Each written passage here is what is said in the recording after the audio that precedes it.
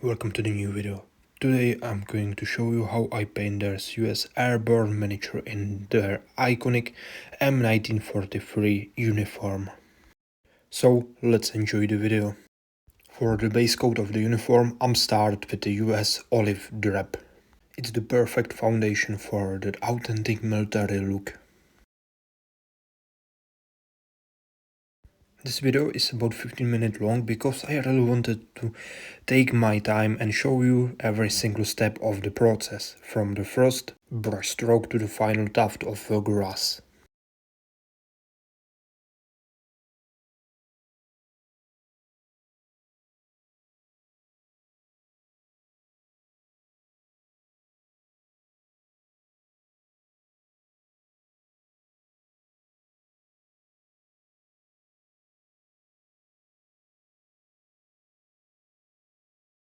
I specially choose US Olive Drab for a reason.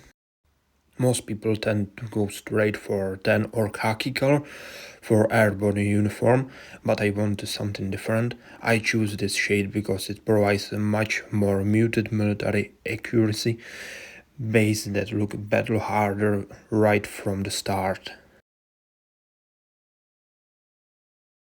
It allowed me to build up the shadows and highlights naturally, giving the uniform a heavy, realistic feel. It's the ideal starting point for a soldier who spent a week in the rain and the dirt of European theater.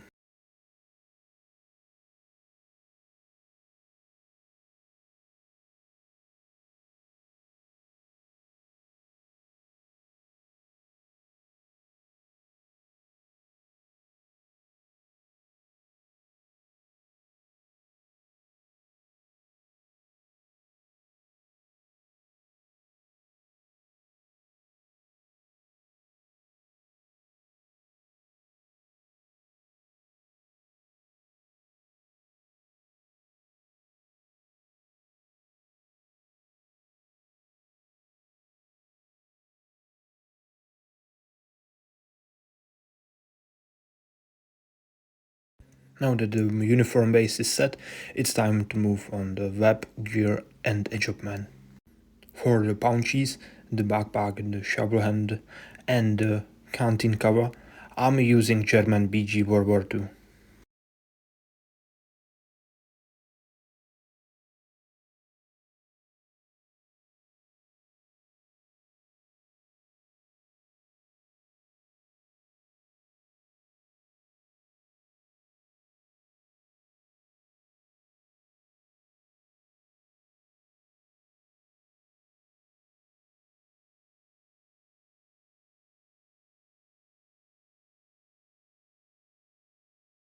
I choose this specific BG because it provides a perfect contrast against the olive drab. US paratrooper often have gear that fade at different rates, and this sandy desatured tone give the model that authentic sun-bleached look. It's not just about painting back, it's about showing the wear and tear of the equipment.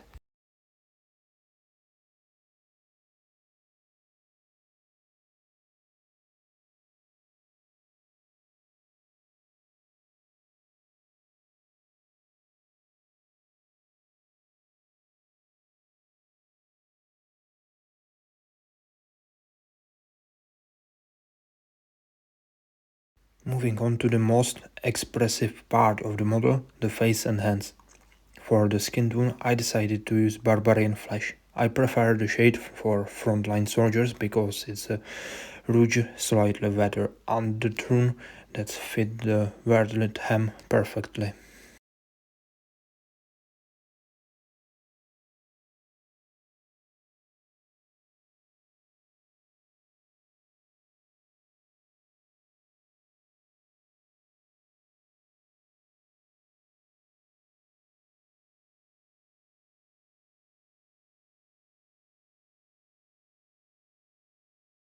For the capture MP, I decided to go with dark grey instead of standard black.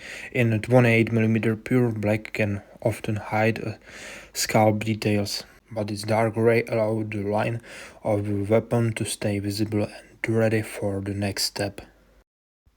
to finish the main color, I went back to US Olive Drab for the helmet, using the same shade as the uniform, create a united professional look that is historically accurate for the US Airborne.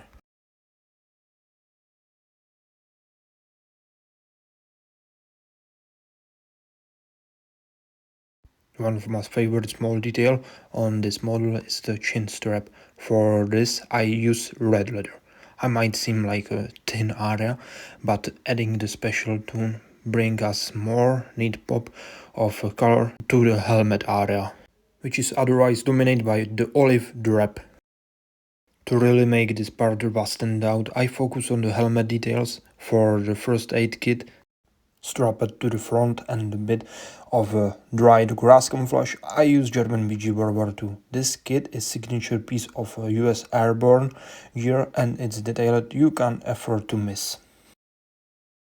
Now you might notice I also add some brown to the helmet, and you might be wondering, is it too much? Honestly, it's exactly that model need.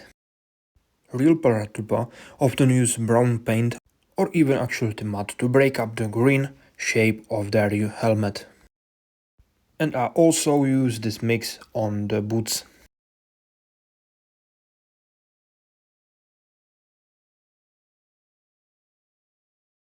Now to bring all their splat color to life and create a depth contrast, I apply a dark tone wash over the entire uniform. This is the stage where the wear look truly begin to take shape.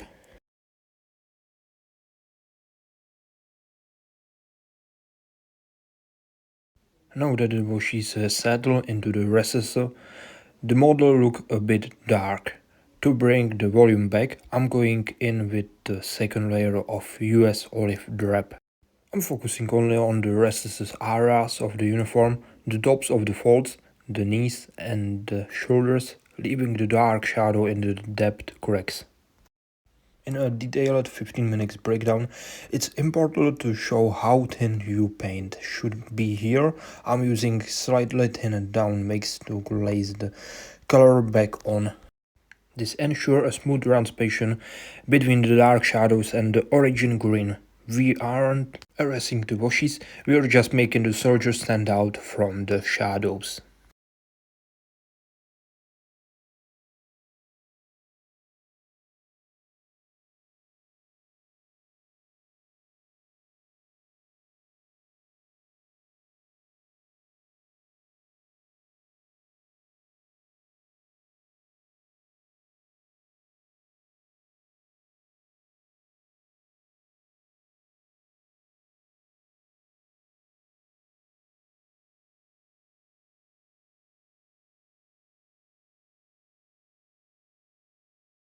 After the wash, the helmet can look a bit too dark and flat.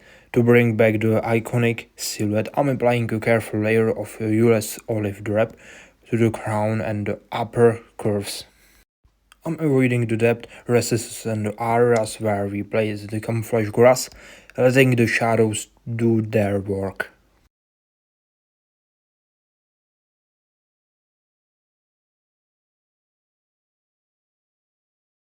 Now it's time to bring the backpack back to life. After a dark tone wash, the recesses are nice and dark, but the overlook a bit too muddy. I'm going back in with German BG World War II to layer the flat surfaces and the tops of the canvas folds.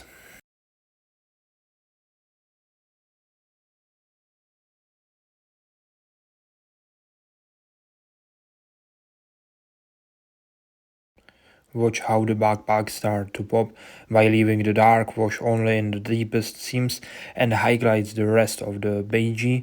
We get a realistic 3D effect. This is key to the veteran look. It's all about the layering of history on the soldier gear.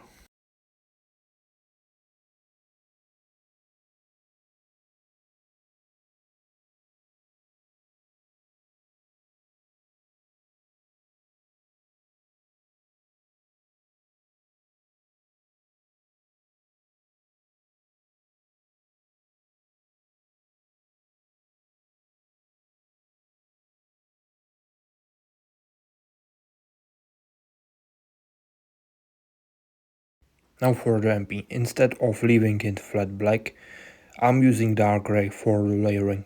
This is a crucial step because in reality, black need still catch the light on the edges and flat surface.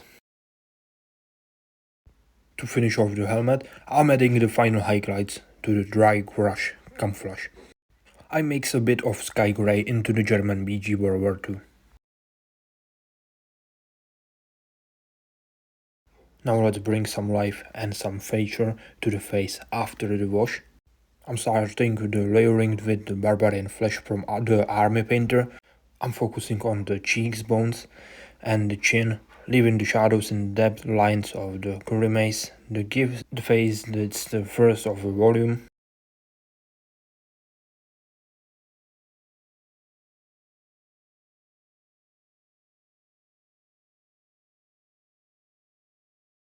To push the contrast to the limit, I'm creating the final highlights for the uniform.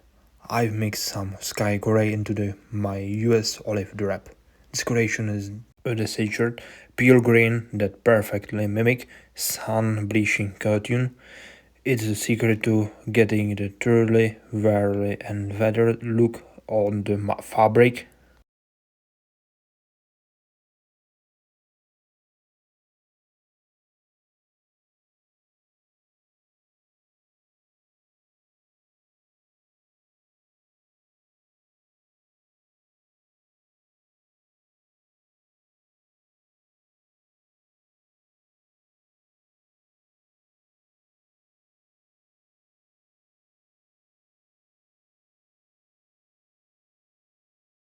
I specially apply this mix of US olive drab and sky grey to the shoulders and the knees, as there are areas where the uniform stretch and wear down the most during the combat.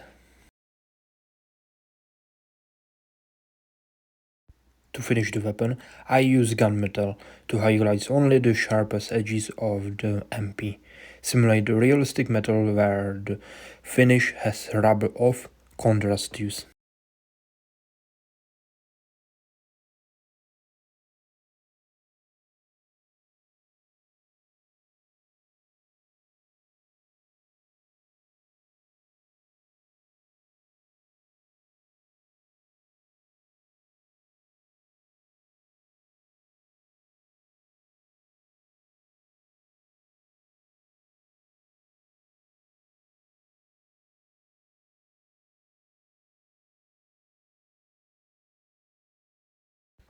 For the base, I use Brown Battleground to create muddy terrain. The texture stone perfectly ground the miniature, making it look our very paratrooper is actually walking through the rugged debris and the dirt of a French battlefield. To paint the base, I use the dirt color.